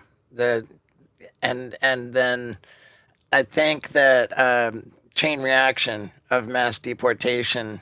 I think that the construction work, the cost of building homes is going to rise. I think it's not just going to hurt billionaires. I think that we're looking at inflation from that. Well, then the question becomes: do you want that job to go to an American? Do you want that job to go to an illegal immigrant? Who do you want that job to go to? If you want that, maybe you're right. Let me give you an example. Community where I used to live, we had a landscaping company that was fantastic. Every face that showed up was black. Everything was terrific. Within a period of about 2 weeks, all the blacks were gone, and it was all whites. Strange kind of a transition that fast. It turned out it was a family company that had sold out to a regional corporation in Atlanta. The corporate lawyers were worried about illegals. Summarily, they fired all the blacks and replaced them with whites. The level of service went like shit. The work ethic just was not there. And you talk to people who are hiring for service jobs. They have trouble getting Americans to do some of this really crappy work. I think you could. So you're for open borders and 10 million people. Wait. You're oversimplifying. No, but wait a minute. Do you think there was open border under the Biden-Kamala administration? Obama deported 2.5 million people. More people than any other But president. what I'm asking you is, do you think there was open borders under Biden and Kamala? There was I won't say they were open. They were insufficient. I think they were insufficient because there wasn't enough money put into it. Do you think the guys working on the Border Patrol, had enough backing from the U.S. government to say, slow your roll? Tom Homan gave a report 2 days ago at CPAC. He says under Biden, they were averaging on days 1,800 people coming through.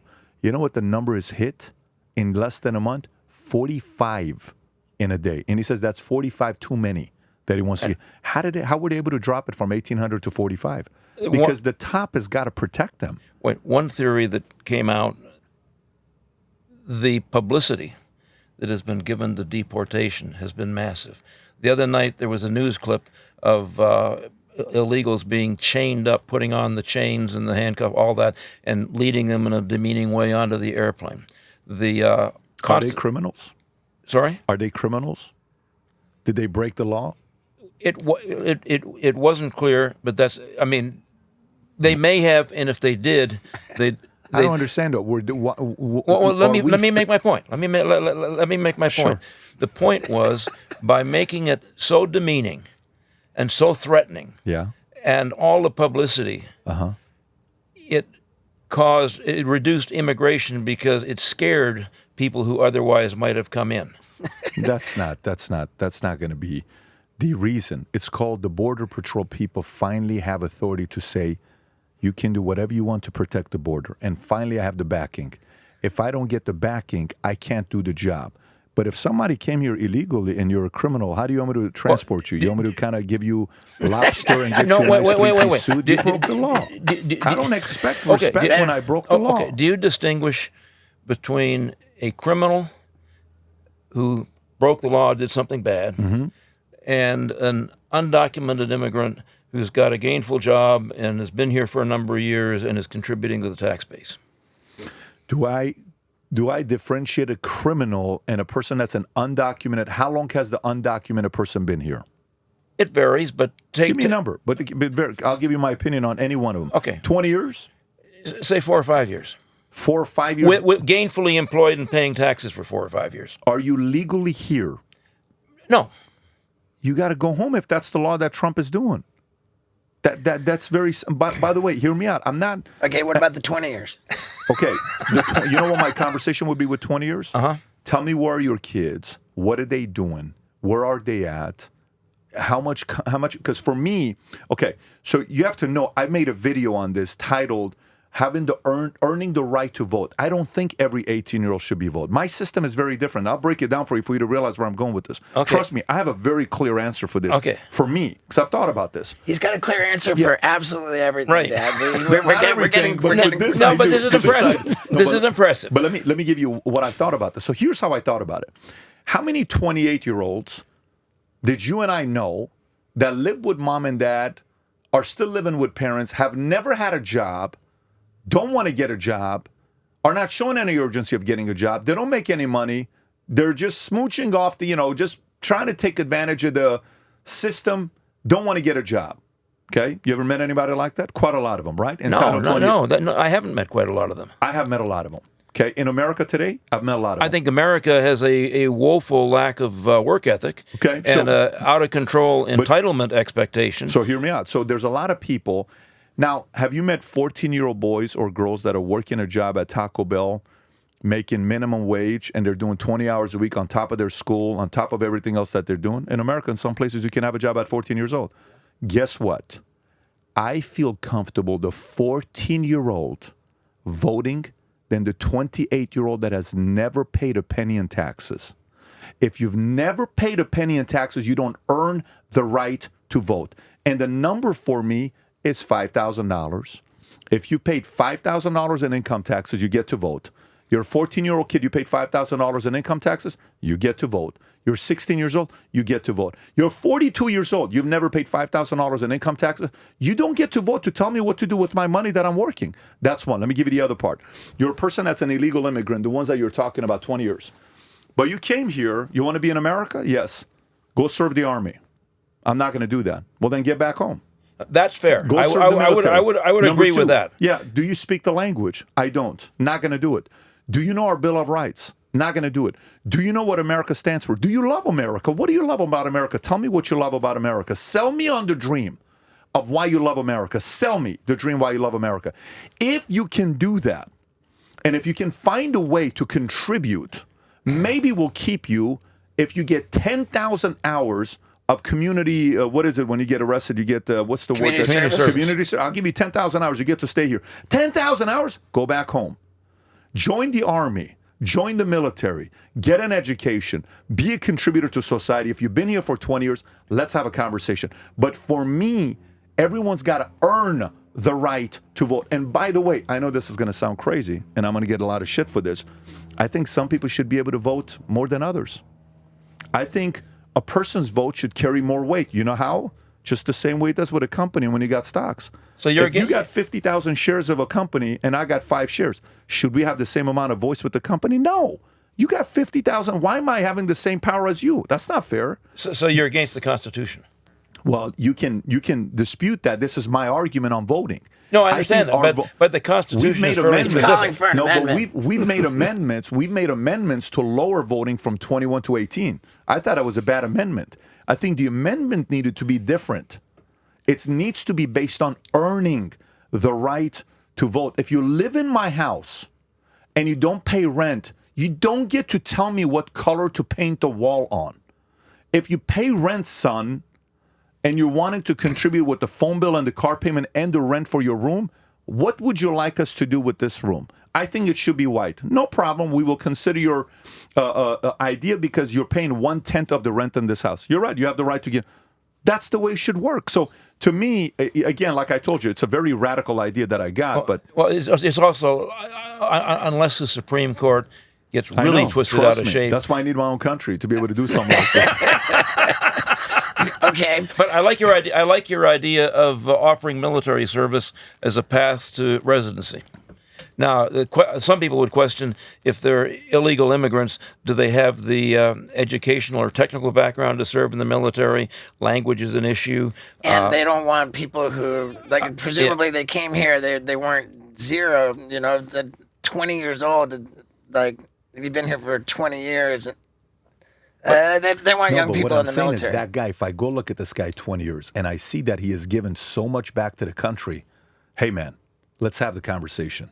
Right. If you're here a year, 2 years, 3 years, 5 years, and you came illegally under the Biden, Kamala, listen, man, go back home, buddy. Hey, you know what? Again, you win. You're batting 1,000 over here.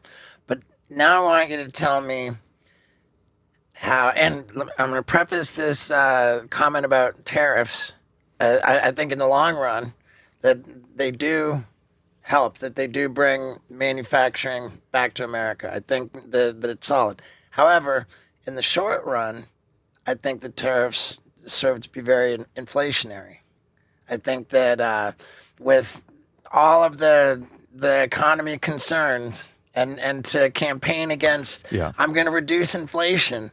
How do you feel about the tariffs? So let me ask you a question. If you are now the president of the country, you have a list of 195 countries, give or take. And on the list of 195 countries, we give you the Excel spreadsheet. And you ask the question, I just want to know how much other countries tariff us and how much we tariff them. Okay? We give you an Excel spreadsheet and you look at it. and you see a company that gives us 20% tariffs while we only give them 3% tariff. Is that fair? No, and you're absolutely right on that. Absolutely.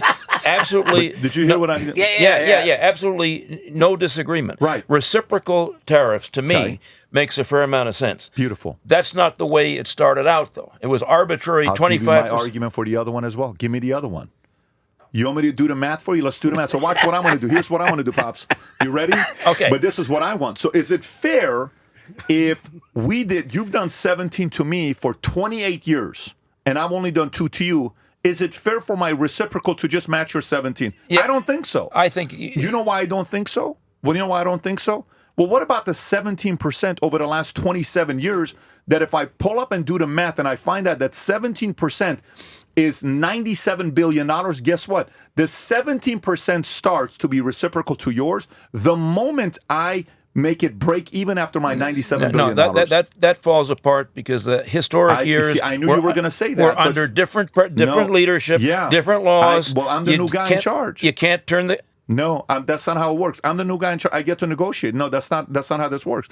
If I'm the guy that the American people voted for, and I'm just going to ask my guys that brought the data on a chart, and I'm looking at seeing the fact that you've been doing 17% to me for 27 years, let's just say, and I'm doing 2%. I'm going to say, pull up the number, how much that's been that we've sent to them. 97 billion. Hey, whatever the country it is, Germany, Italy, France, I'm coming even to you the moment I get my 97 first. So guess what? Here's what you could do. What's that? We can do it 2 ways. I'm going to go to 25%. Your 17 is going to go to 0. My 25 goes away the moment my 25 and the 0 difference reaches the 97 billion, then I'm 0. But you better stay 0 with me. Whatever you do to me, I'm going to give you reciprocal. Let's not forget that. That's how I'm negotiating with these guys because I have the leverage. As a starting out point, I get it. But the old adage, don't let the perfect be the enemy of the good. And there's a history to rely on. America's been ripped off by so many flippin' weak negotiators for so many years that thank God somebody's finally negotiating. Listen, I cannot tell you how excited I am that he's negotiated on my behalf. I cannot tell you because to me, like for me as a business guy, when I hear him says what he says, I'm like, yeah, I get it. I totally understand why he's doing. There was like, wow, that's not fair. What if this happens? What if it happens? Go ahead, go elsewhere. Because here's the leverage that you have is the following. Here's the leverage that we have. So what is the number one country in the world that everybody wants to do business with? It's America. You want us as a customer. I don't need you. You need me. Well, guess what? You know what Nixon did? It's a lot of good Nixon did. Nixon took us off the gold standard. Debt became unlimited. People are borrowing debt so much, and we don't even know what happened to the gold. It's been the same price, I think, since 1972, which is $42 is how they priced the gold. Very weird how they're pricing the gold. Was it 35? Yeah, it was 35, 42, all these numbers that would, 35 for like 13 years, and then it would go. But then the other part is when you opened up with China, Nixon is the reason why China is so big. So what do? Take that out. How big is China today? You think China's as big as it is today without America's help? Hell no. So now they want to kind of push their weight, just like Zelensky's videos when we go back and look at a few years ago. Oh, I will pay it back. I will pay it back. I will pay it back. We need your help. Now he's saying, I don't have to pay it back. Yeah, you don't talk like that to America. You can't talk like that. I'm an American. I'm a proud American. I'm not okay with that. Look at Canada and look at Mexico. You want to know the problem with Canada and Mexico? This really pisses me off. Watch this here. Do you know what percentage of their GDP Canada and Mexico have for their military expenditure? Do you know what the percentage is? I'll give it to you. Mexico is 0.7%. They don't spend anything on military. Okay. Canada's about 2? 1.1%. Okay. You know where U.S. is? 3.4%. Why the hell am I giving you protection? You don't need a military. You're my neighbor. No one's going to F with you because you're America's neighbor. Of course you're not going to spend a lot of money on military. So let me get this straight. You're saving money on your military that I'm spending, and I'm supposed to not tariff you? Life doesn't work that way. If I'm offering protection to you, Just like the mob, you're going to pay back the 25 points. And we're offering protection to Mexico and Canada. They're spoiled two countries. I'm very uncomfortable with that negotiation. We need to give both of them a 25% tariff just purely for protection. It'd be simple. It's either buy and protect your military and get to 3.5%, protect your country, and you make that expenditure. He didn't say that. He No, said control the illegal immigration. There was no discussion. Well, that's my conversation. I'm not giving No, his. no, but you're I'm going in a different place. No, Where I'm going to is there's benefits to being America's neighbor.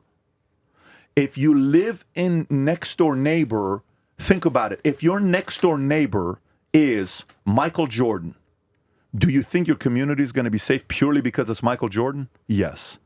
If your next door neighbor is Oprah Winfrey, do you think she's going to make sure the city's a safe place? Yes. Guess what? Is that because she's going to hire her own cop?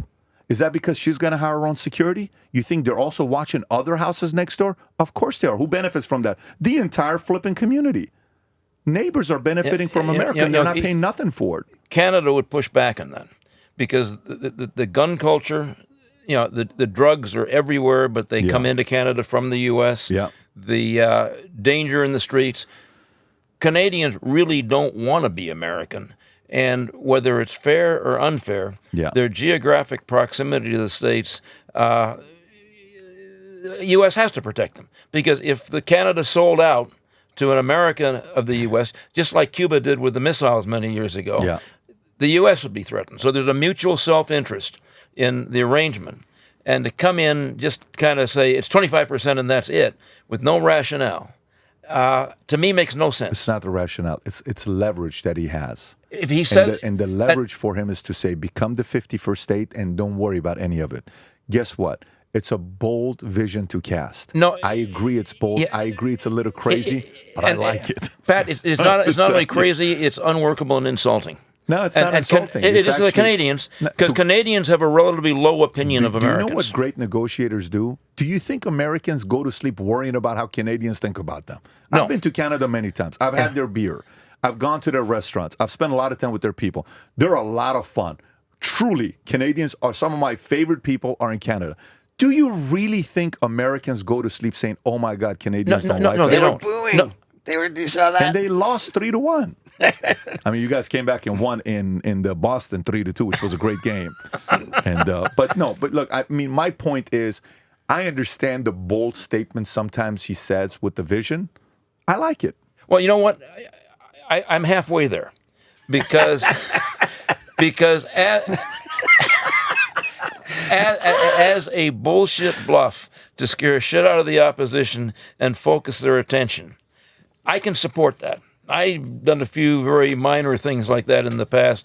Very small minor things. things. He's Small gonna things. confess. But taking Coming soon. You're going to find out under now some stories you don't know about. taking an extreme position, sure, but you can push it too far.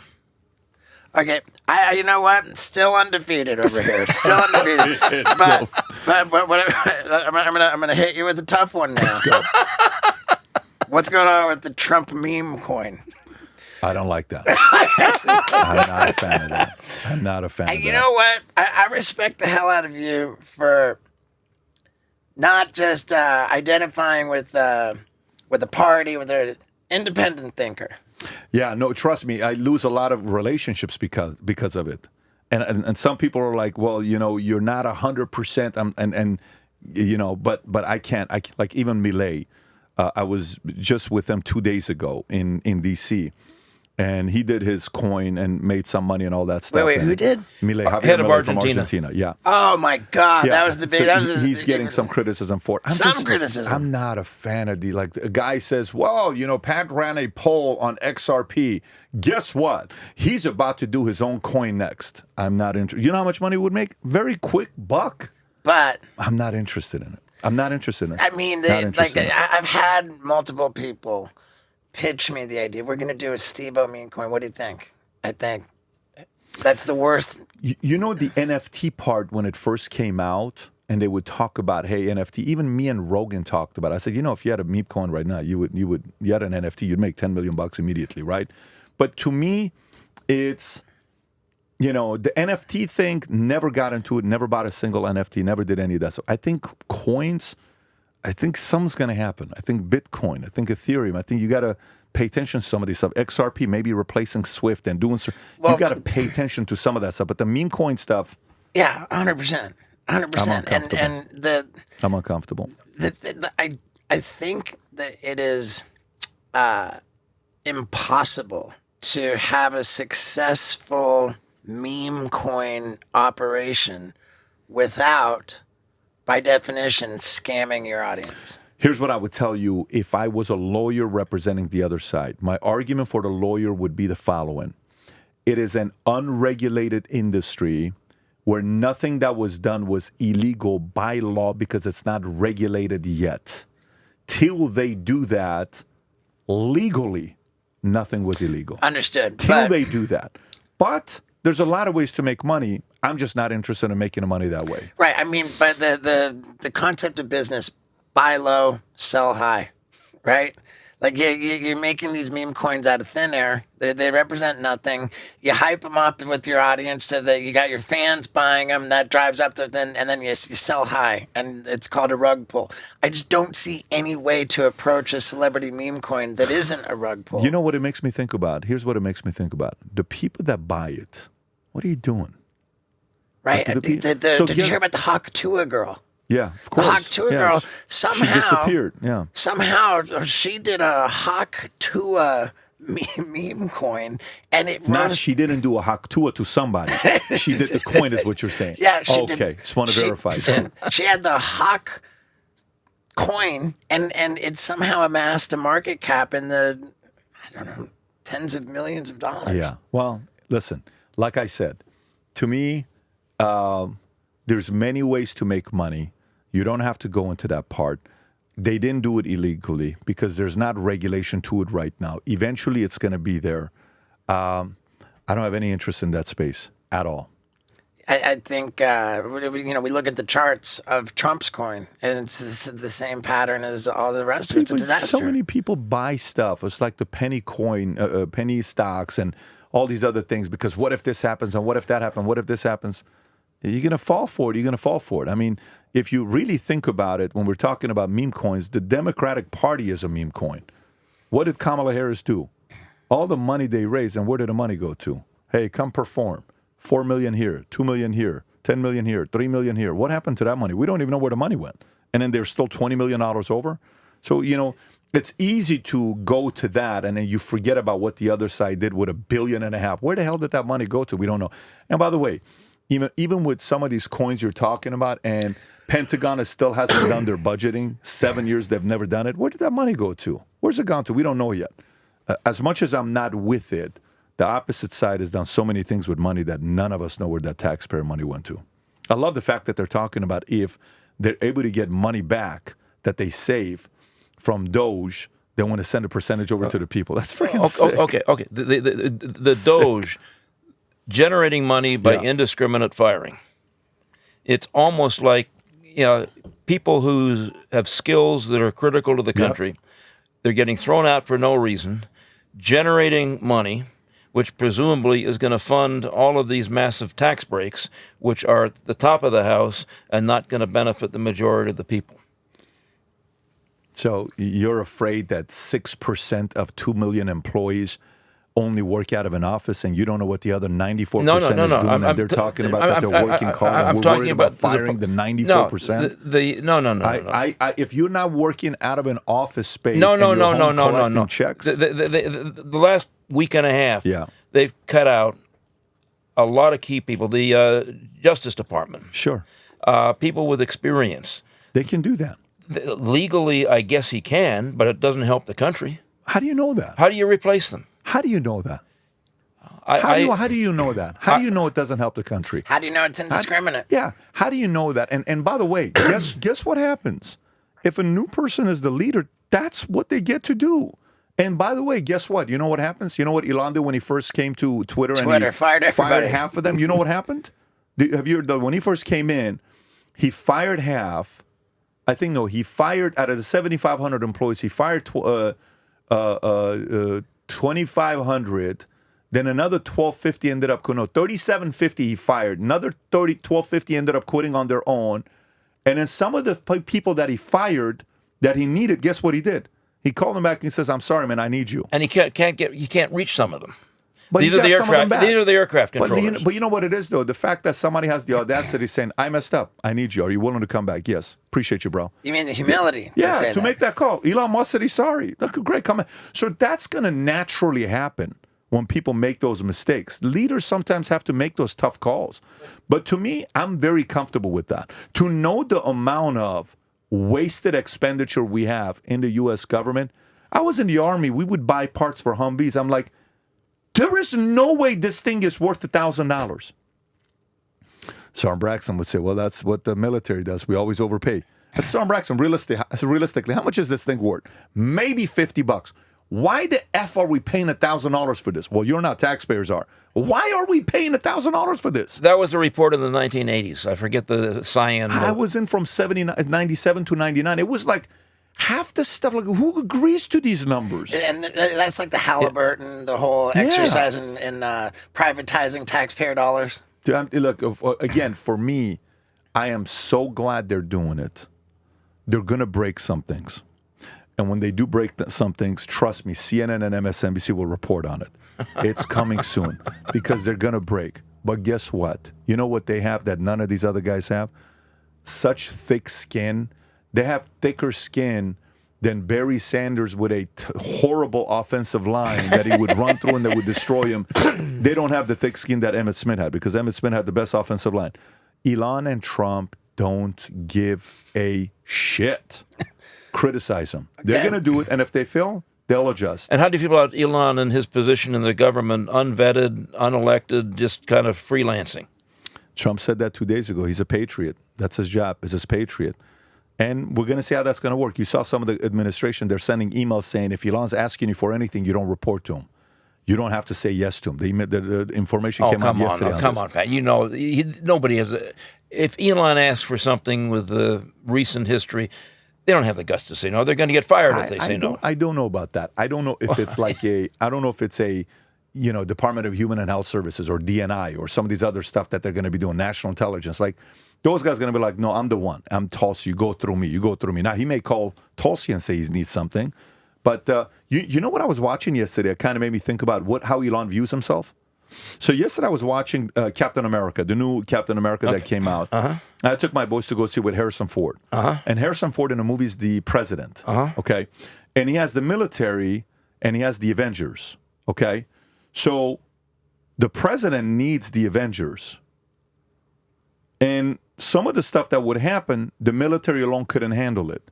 They needed the Avengers to handle it. Mm-hmm. I think Elon kind of sees himself as the leader of the Avengers, that he's not going to be a president, but America needs him to get the job done to go against some of the enemies that maybe the other guys don't have the intelligence to go up against. I understand the logic, but totally unconstitutional. No, you could say that, but at the same time, so far, it's been kosher. Trust me. Hear me out. Okay. By the way, hear me out. If it's not, we're going to hear it. We will. But if I have to sit there and have these guys find all the wasted expenditure, 10 out of 10, I'm supportive of it. As a guy that runs a business, and I fired one of my guys recently, wasn't a nice fire. And we found out what he was doing behind closed doors with our credit cards and our money. I wasn't happy about that. I'm like, some of my guys came and showed me and said, this is what happened with this. And there was a kickback for this. And there was a kickback for this. I'm like, dude, done. Came in, called in security. We had a couple guys. We got to get him move on. Everybody was happy. I've never had a person I've fired where more people were happy about than this guy. Very, very different. One person, documented case. Let's suppose the auditors came to you and said, you're getting ripped off. There's a hell of a lot of money missing. You wouldn't fire the whole accounting department before you figured out what was wrong. I may fire the entire accounting department. Well, see, I guess that's except for a person that is a person that I trust who is auditing everybody. Yeah, I may replace everybody. Everybody. Maybe not everybody. I don't think they're replacing everybody, but a lot of the people I would replace. Yeah. We're going to let that one go too, Dad. Okay, were you at the inauguration? I was, yes. Unbelievable. How did you feel about never before in history.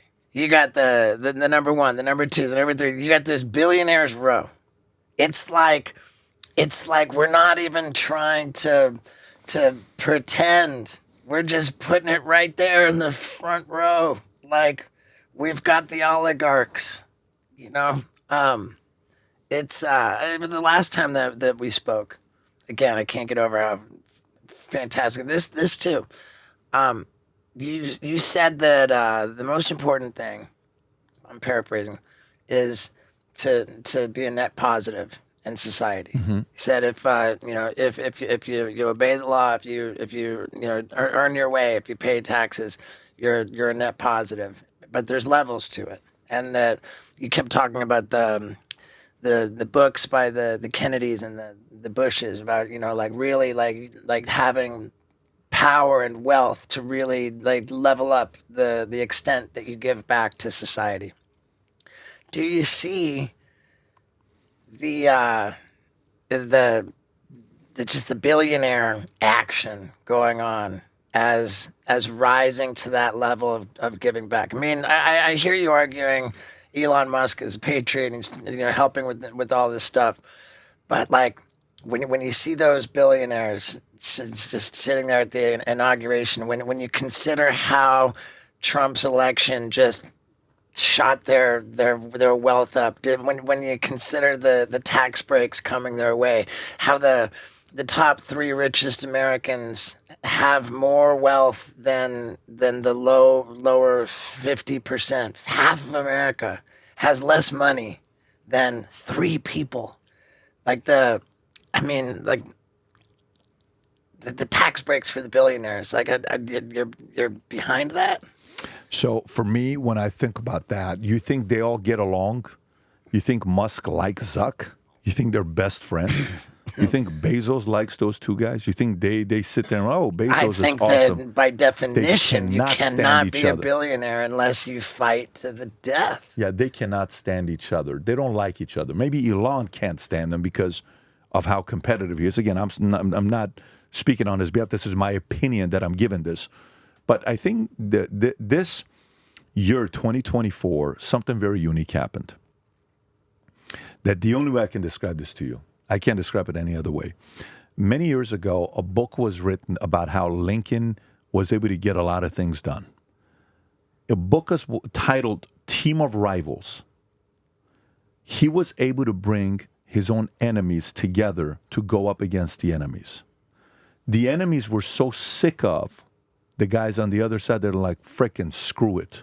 We'll join Lincoln on this. We can't stand him. Screw the guy. But let's build a team of rivals. I think this is the example of team of rivals. This isn't a team of best friends. Right. This isn't a team of, I love you, we're in the same country club, oh my God, we went to Yale together, skull and bones, bullshit. This is not that. This is, those bastards tried to silence us. Those bastards were playing games, emailing me to do this and this and that. And I gave them $400 million, and I made a mistake, and my name is Zuck. They'll never do it to me again. I'm done. I think Zuck in the last 5 years realized he's not a Republican, but he's a libertarian. Bezos in the last 5 years realized he's not a Democrat. Zuck wasn't a Republican. He is a libertarian. He wasn't a Democrat. Same with Bezos. Bezos is not a Democrat. He became a libertarian. Everybody kind of was like, what am I doing? Why am I siding with these guys? These Democrats are crazy. What are they doing over here? I don't understand this stuff. They're out of their minds with what they want me to do. But now they're like, let's see what's going to happen with this. They gave them $1 million, all this other stuff. And by the way, keep this in mind. It is so early. It is so early. We have no idea what kind of a war is going to happen. What all of a sudden, what do you think is a likelihood that all of a sudden we get a message, breaking news, Elon Musk steps down? Do you think there's any percent that could happen in the next 4 years? Yes. I do as well. So we are so pump the brakes. I called this year, 3 years ago, I called 2023 the year of investigations. 2024, I called it the year of chaos. And this year, I called the year of surprises. It's going to be a lot of weird surprises this year. Some good, some bad, some ugly. But this is the year of surprises for me. I don't know what's going to be happening. I do know it's going to be the roaring 20s. I do know a lot of money is going to be made. I do know the disparity in wealth is going to be happening. I do know we're going to be having trillionaires by the end of the term. I do know there's going to be people that have the kind of wealth we've never had before. I do know it's going to be the kind of money that back in the days the Vanderbilts and the Rockefellers and the Carnegies had versus the poor of that time. That's the level of disparity we're about to experience. We're going to have that kind of wealth being made right now. A lot of money is going to be made. But I also see, first time in a long time, that you realize not 40 states, not 45 states, every state in America in 2024 became more Republican. More Republican. Let me say this again. Every single state in America, 50 out of 50 became more Republican. And do you want to know what states became more Republican than any other states? California and New York. This is the first time that this has happened. Why are they doing this? Brother, I don't know how you explain puberty blockers for a 13-year-old should be okay. What is a puberty blocker? That if you want to prevent yourself from your body naturally producing the testosterone or estrogen so you can become a man or become a woman, no, we can give it to the kids at a young age. Who says that's okay? Who says those things are okay? Yeah, These are some of the weirdest things, ideas they came up with. Who says men competing in a women's sports because they call them transgenders? Who says that's even common sense? I mean, that doesn't make any sense to me. You're a transgender, compete with transgenders. I respect that. But you're a transgender because you were a man, now you want to be a woman and you want to go and compete against women?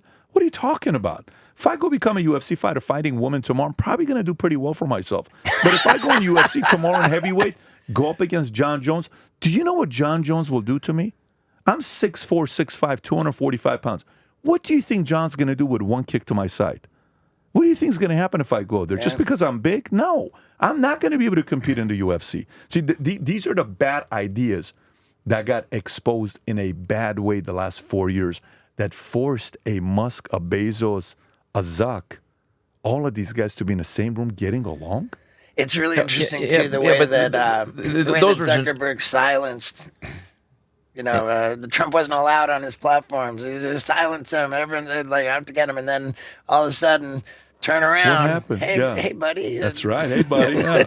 all the stuff you said just now, 100% agree. The bad idea, the gender, all that shit, and it has created a lot more problems simply by the controversy that it sparked. But I thought where Steve was originally going is that do you think the country will be better off if, in addition to all of the extra money that's going to get made as a result of the conditions you described, another $4 or $5 trillion increases the deficit to fund additional tax breaks for the people that are going to make all that money? Let me ask you a question. It's such a basic question. Do you think money going to the government does better than money going to free market, free enterprise with capitalists, reinvesting it into their business, creating jobs, creating businesses? Where do you think money is multiplied better? Okay. U.S. government or a free market? I'll give you a statistic. I saw several months ago. The country where a newborn baby has the highest statistical probability of becoming a billionaire. Denmark. There is a balance between excesses. Oh my God! You pick and choose your statistics, don't you? Don't you? Don't you? No, I mean you're picking Denmark. What is the population of Denmark? No. You're talking. Everybody always goes to Denmark. No, wait. You would call that a socialist country. But yeah, I mean, to me, the question is a very basic question. You got how many kids do you have? Two. Which is a better businessman, businesswoman? Sorry? Who's done better with money? Steve. Okay, so if you had to give one of them $100,000 and you had to pick and choose which one is most likely to turn that $100,000 into $200,000, who are you going to give the money to? Probably my daughter. Why? Because she needs it. Because she needs it. Okay, but that's not what I asked you, though. No, that's not the answer, though. Private equity, Dad. But that's not what I asked you. But you set sort of a false premise. No, I didn't. But your criterion was what's going to make the most money on it. No, what I'm asking you is, who is most likely to turn the $100,000 into $200,000? Steve. Steve or your daughter? Steve. Daughter. You're Steve. Okay, perfect. Now, if I were to ask you who needs it more, you may say what? My daughter. Now watch this. Let's flip the question. You're about to get cornered. You ready for this? I'm ready. What if I'm giving my $100,000 and I'm asking you for advice of who to give the money to, my money, that's more likely to turn it to $200,000, your daughter or your son? Wait, you set a specific criterion. Hear me out. Stay with me here. I'm with you. I'm with you. I'm coming to you not with your money. With your money. With my money. Okay. With your money, I get it. Give it to your daughter. But I'm coming to you with my money. I get that. And I'm saying to you, I'm giving you $100,000 of my money. Yes. Ted, what do you recommend I do? Do I give it to your daughter or your son to turn it into $200,000? Okay. If the objective is to turn it into $200,000, no brainer. But also the criteria is who's giving the money. And I'm it's your giving money. you my money. If it's your money, you would give it to your daughter. No, but you're asking for an opinion. Right. And the opinion is based on your premise. No, of that's who's Can we going to make the stop most money. beating up on my But sister? hear me out what I'm asking. You know what I'm asking? What I'm asking is the criteria changes if it's your money. You can do whatever you want to do with your money. It's your money. But if I'm coming to you with my money asking for advice on who's going to be able to turn it to $200,000, you're going to say, Steve, taxpayers are giving their money to the U.S. government. And what I'm saying to you is, who do you trust can do better with that money? The government or free market? I trust the free market to make better choices with their money. You know why? Because here's what billionaires are going to do with their money, or entrepreneurs. You ready? It's very simple. If you give the money to a rich man who runs a business, what are one of three things he's going to do? Spend it, which creates jobs. Save it, which will be in a bank, which the bank is going to do with that money. Lend it to small business owners, okay? Or give home loans. Or three, what's he going to do? Spend, save, what's three? Reinvest into the company and create jobs. Tell me how we lose. No way. Well, I'll tell you. I saw this in Latin So America. funny. The disparity, Come on, man. the disparity gets too great, and they say enough already. And you get resurrections. You get Not resurrections, insurrections. insurrections. You get You may have a resurrection here soon as well. It's going. I mean, we may have a guy named Jesus coming back and doing a podcast with Steve. no. I think there's got to be some balance, or else too many people get too pissed off, and the system breaks down. That's not our business, though. To me, it's to me if I think about the amount of money you have wasted as the U.S. government, you lack the credibility for me to give you more money. You know what Newsom is asking for right now from taxpayers? $40 billion, he said today. Okay. Here's a You've destroyed the California gave you $24 billion to help clear homelessness. Well, you know what happened? Homelessness went up 25%. Pat, Nobody knows where the $24 billion is at. I won't argue with that. Yeah. Here's a potential compromise. Yeah, you let the billionaires get an extra out of the $4 trillion, but you amend the tax code so that a portion of that extra that they get needs to go to a charitable deduction of their choice.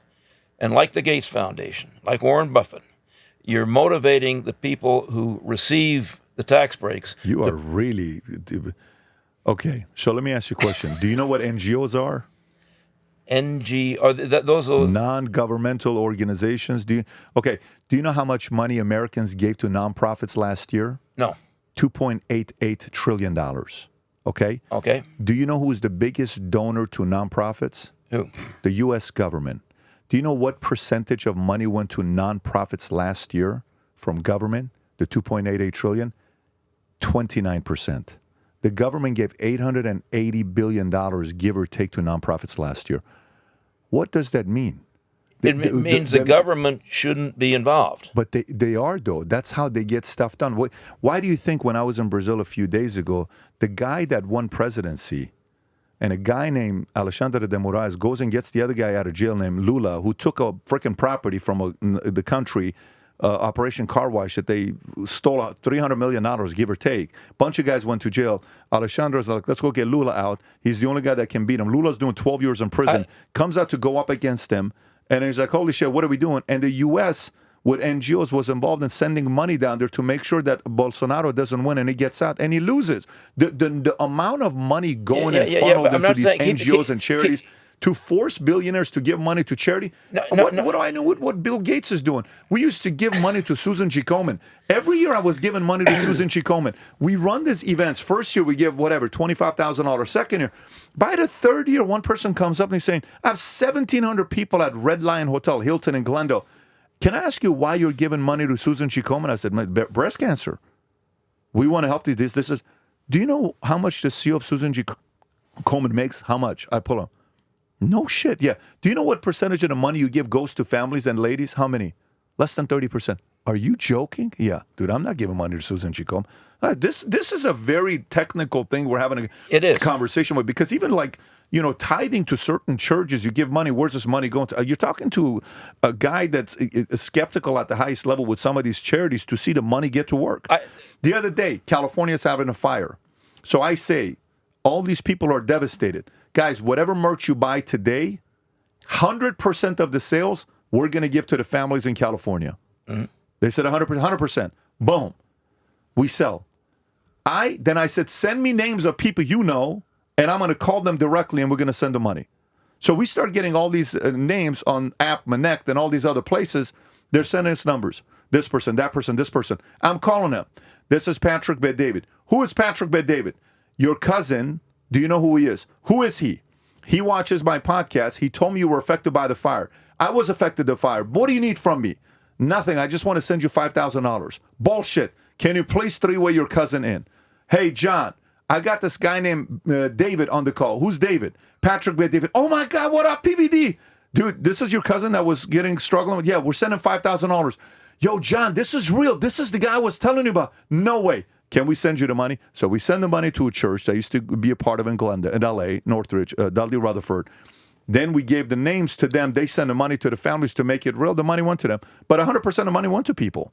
I'm not comfortable with, forcing billionaires to give money to charity. I don't trust the people that run the charities. It's a very difficult game with those guys. There's too many people that are, again, forgive me because I'm extremely skeptical with charities.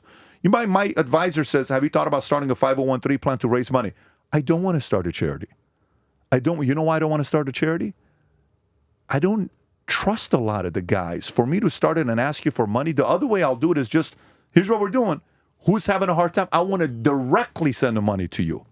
I don't want any middleman. That makes sense. I want to send the money directly to you. Okay. Most charities don't do it that way. I agree. And how many people do send it directly to a lot? You'd be amazed how many of these guys. You know how many billionaires help people out? They just don't want to advertise it. Rich people help a lot of people out. And, there's this connotation that rich people are this greedy people and they don't help the people out. I'm sorry. So if they're greedy, so if somebody gave them talents, let's say God-given talents that they have, and they use their talents to create $1 billion empire, and another person got God-given talents, but they don't use it, who's the greedy one? To me, the greedy one is the person that got all this talent. They're not using their talents. Should we tax those guys? That person should have built a $100 million company. That person should have been an executive at a company. But he got addicted, so ruined his life, didn't do anything with his talents, and we're affected by it negatively. He should have invented something nice. Should we tax that guy? It's so easy for us to criticize the guy who's out there working 80 hours time away. Or a lot of times they go through divorces, tough in a personal life. It's a lot of sacrifices to build what they build. Creating a job is the highest form of charity anyways. You're giving somebody an $80,000 a year job, $150,000 a year job, $250,000 a year job. Somebody worked hard to be able to give those jobs. They deserve credit. They're heroes. To me, they're the patriots of the economy. Well, the only thing was the meme coin. It was a meme coin. You're not even trying to defend that. No. I mean, there are things about Donald Trump that you just simply can't defend. You're not even going to try. Like my dad was saying on the way over here. It's like, I really want to ask him about how does he reconcile all of the lying that don't. I said, Dad, I think the answer to that's pretty simple. That's how politics works. Politicians lie. But Dad says, but if you take the aggregate sum of all politicians year by year and how much they lied and how bad their lies were. Like, he's got to admit Trump's bad. He's a bad liar. Look, I remember our last conversation. I haven't seen it, but I just remember you had a problem with him. I remember that. And you were the executive traveling, doing all this stuff, and you had done some big business. But no, to me, I think to be able to go up against some of the most cold-hearted bastards, users, manipulators, corrupt politicians, world leaders who have destroyed their own people for money that they've stolen from them for decades requires a very unique guy to go up against them. And it's not the guy you want. It's just not. God uses people, weird people. He doesn't use who you think he needs to use. It's just, I don't know why that is the case. It's always been weird people he uses. And most people like you are uncomfortable with it. I am very comfortable with him being the negotiator on behalf of me for my taxes. Very.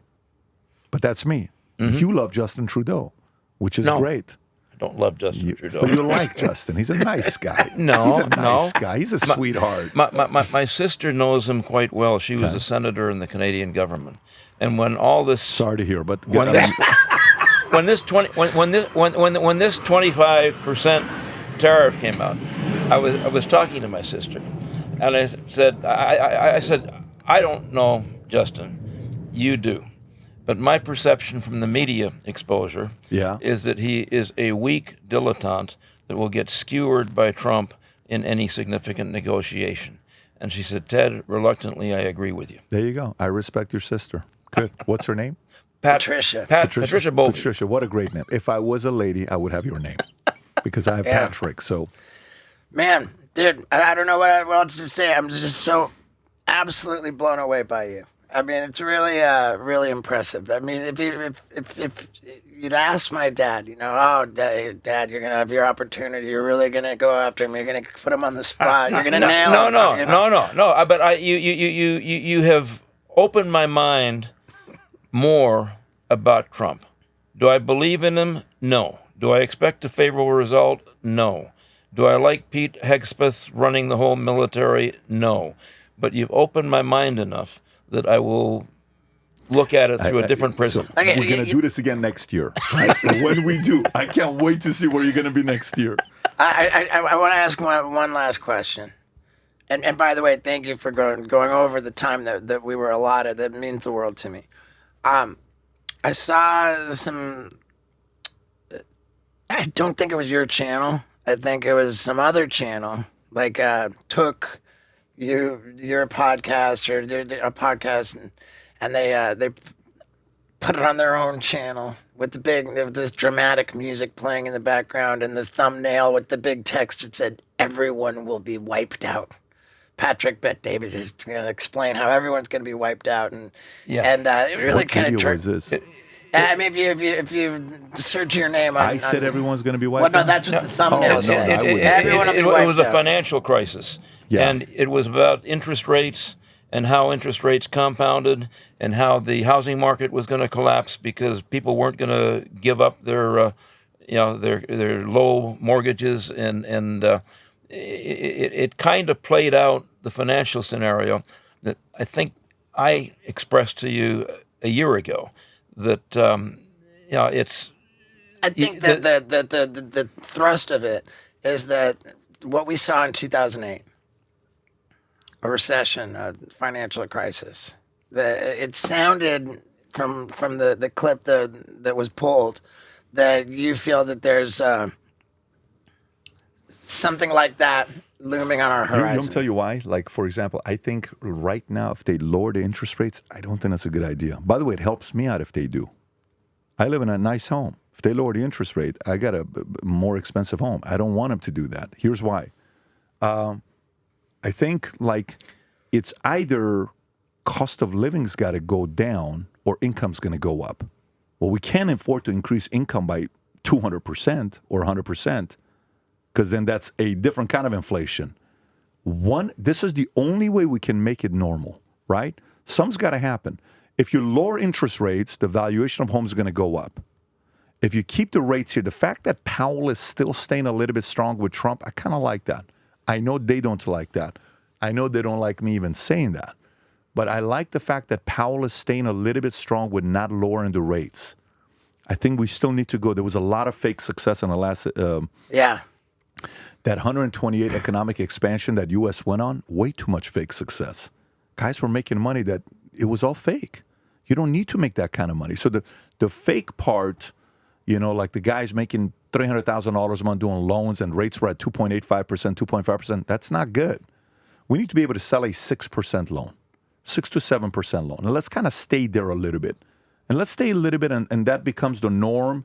And then let's save the low interest rates if there is a war, if shit hits the fan, if things are going on, then use that. You don't need to use that right now. This is the wrong time to use it. But you know what it's like? It's like being 22 years old and your testosterone level is 1,200 and you do steroids. You don't need to do steroids at 22 years old. Steroids maybe make sense. You're 52 years old, you're 48 years old, you're 63 years old, your testosterone's dropped up. You want to do a little bit of TRT. It's at 150 level, 200 level. Have the conversation with your doctor. Right now, let's just kind of pump the brakes with lowering the rates. My opinion. Steve was asking me about the significance of the Fed. And obviously, the stock market reacts instantly one way or the other.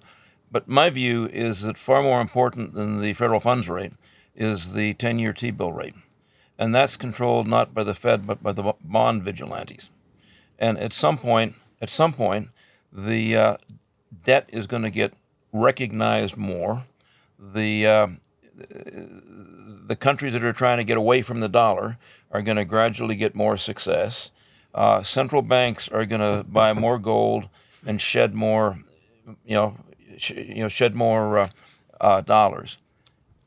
And to me, that's the real worry. It's not the mortgage rates right now, but it's what happens when the music stops. In that area, we're on the same page. That all I'm saying is pump the brakes on easy money right now. I agree with that. Too early. Yeah. Let's wait. Let's wait a little but bit. the mortgage rates are driven more by the T-bill market than they are by the Fed. Sure. Yeah, but the Fed can influence inflation and other things if they wanted to. It can, but it's ultimately the ultimate decider is the bond vigilante group reacting to the T-bills.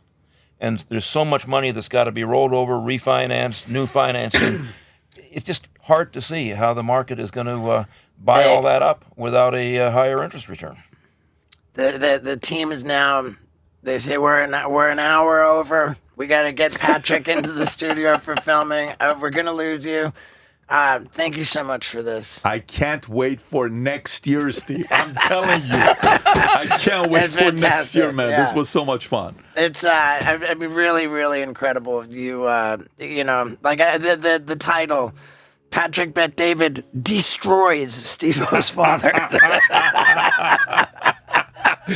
Yeah, thank you so much, brother. Thanks, guys. And there you have it, folks. Like I said, that was masterful.